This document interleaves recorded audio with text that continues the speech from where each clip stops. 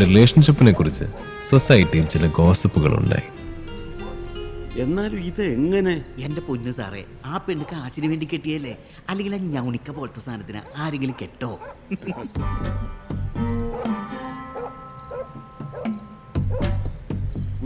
ഒന്നൊഴിച്ച്. അതെ, അവൻ നല്ല സെറ്റപ്പിലാണ്. അവള് മറ്റേതാണെന്നേ, റിസപ്ഷനിസ്റ്റ്. അത് ശരി. കുള്ളൻ ബാങ്കിലെ ക്ലർക്കാണെന്നും ഭാര്യ റിസപ്ഷനിസ്റ്റ് ആണെന്നും സുഗുണൻ കണ്ടുപിടിച്ചു. ഈ കണ്ടുപിടുത്തത്തിനുമപ്പുറം 9 സിയിലെ സോഷ്യൽ സയന്റിസ്റ്റും സർവോപരി ഭരണങ്ങാനകാരിയുമായ അന്നാമ ചാക്കോ ഒരു പ്രസ്താവന കൂടി നടത്തി. ഈ കാണുന്നതൊക്കെ പുതുമോടിയുടെ അഡ്ജസ്റ്റ്മെന്റ് അല്ലേ? നമ്മളിതൊക്കെ എത്ര കണ്ടതാ. നിങ്ങൾ നോക്കിക്കോ, 2 ദിവസത്തിനുള്ളില് അവിടെ അടി വീഴും. പിന്നെ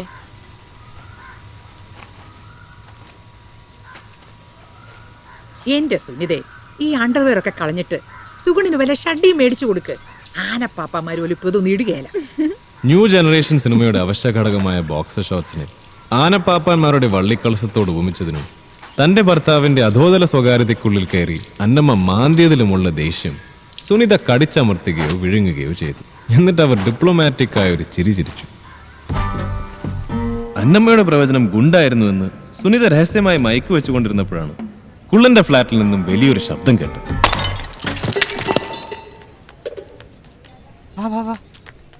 ഞാൻ പറഞ്ഞില്ലേ, തുടങ്ങി. കൊട്ടട്ടെ കൊട്ടട്ടെ.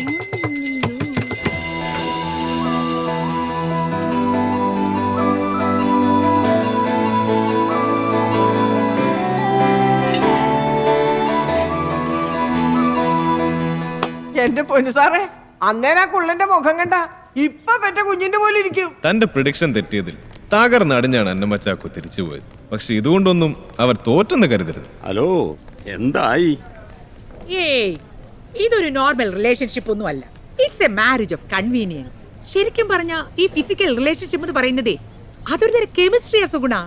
ഈ ഹൈറ്റ് ഡിഫറൻസ് ശരിക്കും ഹാപ്പി സെക്ഷൽ ലൈഫിന് ഒരു ഹിൻഡ്രൻസ് തന്നെയാ. അത് വേൾഡ് മുഴുവൻ പ്രൂവ് ചെയ്തിട്ടുള്ള തിയറിയാ. മനസ്സിലായോ? പക്ഷെ ഇതൊന്നും ആർക്കും മനസ്സിലായില്ല. എന്നാൽ സാർവലൗകികമായ ഒരു തത്വം നല്ല ഒന്നാം തരം കോട്ടയം ഭാഷയിൽ സിസിലി എല്ലാവരോടുമായി പറഞ്ഞു. കെമിസ്ട്രി ആണേലും ശരി, ബയോളജി ആണേലും ശരി, അവളൊരു പെണ്ണല്ലേ. ഒരു കുഞ്ഞിക്കാല് കാണണമെന്ന് അവക്കും തോന്നത്തില്ലേ? എന്നൊക്കെ പറഞ്ഞാല് നല്ല ആരോഗ്യമുള്ള കൊച്ചാ അവള്. അവളുടെ ഒരു ഇത് അതെങ്ങനെയെങ്കിലും നടക്കണമെന്ന് അവക്കും കാണത്തില്ലേ? സിസിലി പറഞ്ഞ ആ ഒരു ഇത് ജാതി മത ഭേദമന്യേ ആബാലവൃദ്ധ പുരുഷജനങ്ങളിലും ഒരു ഉണർവുണ്ടാക്കി. അങ്ങനെ ആ ഒരു ഇതിനു വേണ്ടി ആബാലവൃദ്ധ പുരുഷജനങ്ങളും ഒന്നിച്ചു മുന്നേറുന്ന കാലയളവിലാണ് കുള്ളന്റെ ഭാര്യയുടെ ശരീരത്തിൽ ചില ബയോളജിക്കൽ ചേഞ്ചസ് അവരിൽ ചിലർ കണ്ടെത്തി. ഫേസ്ബുക്കിലുണ്ടോ? അനാറ്റമിയിൽ മിടുക്കരായ അവരിൽ ചിലർ ആദ്യം അത് രഹസ്യമായി ചർച്ച ചെയ്തു, പിന്നീട് അത് പരസ്യമായി ചർച്ച ചെയ്തു. ചർച്ചകൾ പുരോഗമിക്കുന്ന നാളുകളിൽ തന്നെ കുള്ളന്റെ ഭാര്യയുടെ വയറിന്റെ വലുപ്പം കൂടി വരുന്നത് എവിഡന്റായി.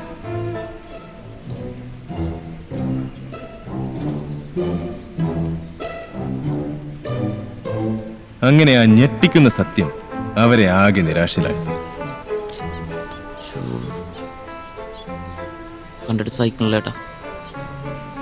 എന്നാൽ ഇതുകൊണ്ടൊന്നും അവർ ഒതുങ്ങിപ്പോയെന്ന് കരുതരുത്. കുള്ളന്റെ കൊച്ചല്ലെന്നാണ് സൂണ് സാർ പറയണത്.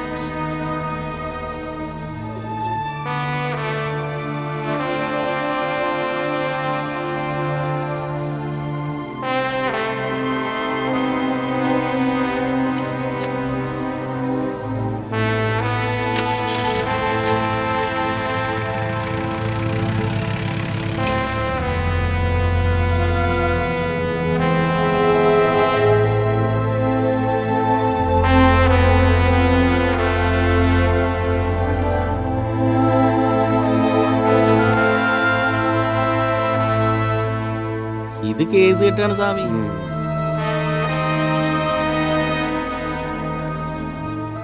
ബാങ്കിൽ നിന്ന് കാശ് കേട്ടതെന്നാ കേക്കണേ. ഇതാണ് കള്ളനെ നമ്പിയാലും കുള്ളനെ നമ്പരുതെന്ന് പറയണത്. പിന്നീടുള്ള 4-5 ദിവസങ്ങളിൽ കുള്ളൻ തിരിച്ചു വന്നില്ല. ഗർഭിണിയായാലും സാരമില്ല എന്ന നല്ല മനസ്സോടെ ഒരിക്കൽ നിരാശപ്പെട്ട ആബാലവൃദ്ധ ജനങ്ങളും വീണ്ടും അവരുടെ ഫ്ലാറ്റിന് മുമ്പിലൂടെ നടന്നു തുടങ്ങി. കുള്ളന്റെ ഭാര്യ അവരെ ആരെയും കണ്ടില്ല.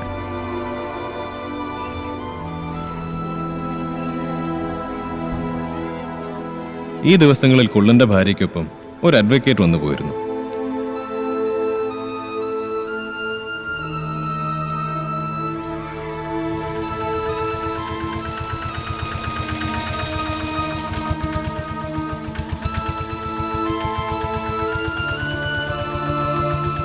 കള്ളക്കേസ് ചുമത്തിയാണ് കുള്ളനെ അറസ്റ്റ് ചെയ്തതെന്ന് ബോധ്യപ്പെട്ടതിനാൽ കോടതി അയാളെ വെറുതെ വിട്ടു.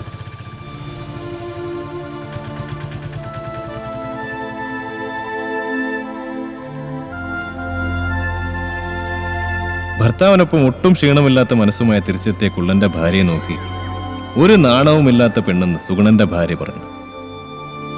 സുഗുണൻ മാത്രമല്ല, എല്ലാ സുഗുണന്മാരും അത് കേട്ട് തലയാട്ടുകയും ചെയ്തു.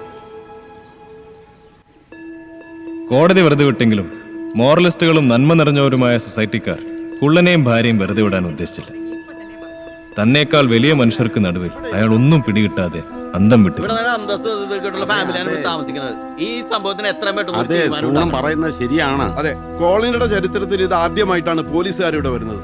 സൂണ് സാറേ, അസോസിയേഷന് ഫണ്ട്, അസോസിയേഷന് ഫണ്ട്. ഇവിടെ മാന്യമാര് താമസിക്കുന്ന കോളനിയാണ്.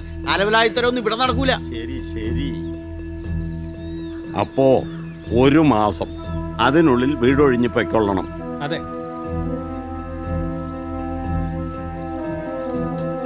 സൊസൈറ്റിക്ക് അപമാനം വരുത്തിയതിനാലും ഇവരിവിടെ താമസിച്ചാൽ ഇന്ത്യയുടെ ഭാവി കരുപിടിപ്പിക്കേണ്ട തങ്ങളുടെ മക്കൾ പിഴച്ചു പോകുമെന്നുള്ളതുകൊണ്ടും കുള്ളനും ഭാര്യയും ഫ്ലാറ്റ് ഒഴിഞ്ഞു പോകണമെന്ന് സൊസൈറ്റി ഫത്വ പുറപ്പെടുവിച്ചു.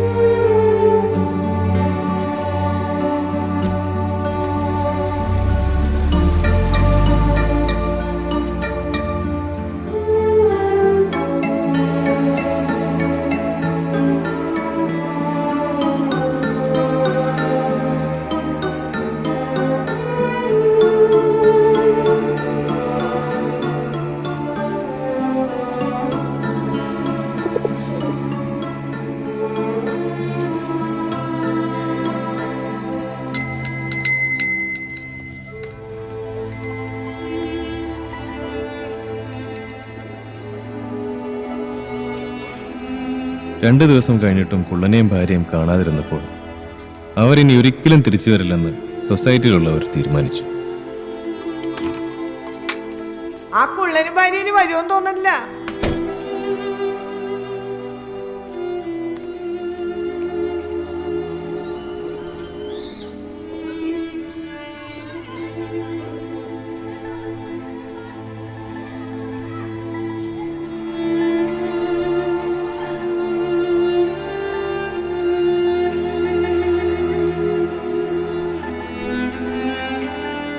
നാലാം ദിവസം പുലർച്ചെ കുള്ളനെത്തി. സാധനങ്ങൾ ഷിഫ്റ്റ് ചെയ്യാനുള്ള ലോറി പ്രതീക്ഷിച്ചിരുന്ന സൊസൈറ്റിക്കാർ കണ്ടത് മറ്റൊന്നായിരുന്നു.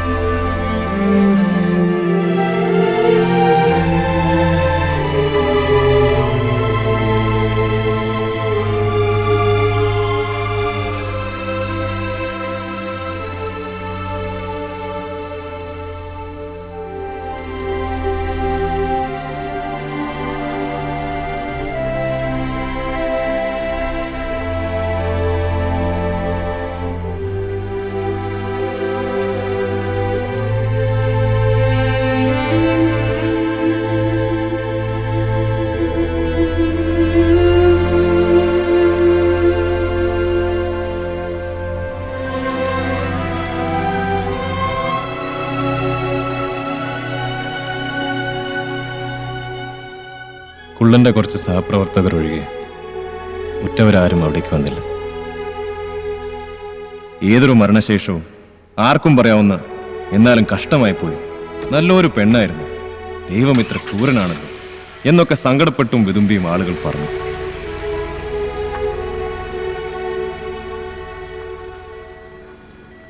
സിസിലിയും സുഗുണന്റെ ഭാര്യയും സാരിത്തുമ്പ് വായിൽ കടിച്ചു പിടിച്ച് നിശബ്ദരായി നോക്കി നിൽക്കുക പോലും ചെയ്തു.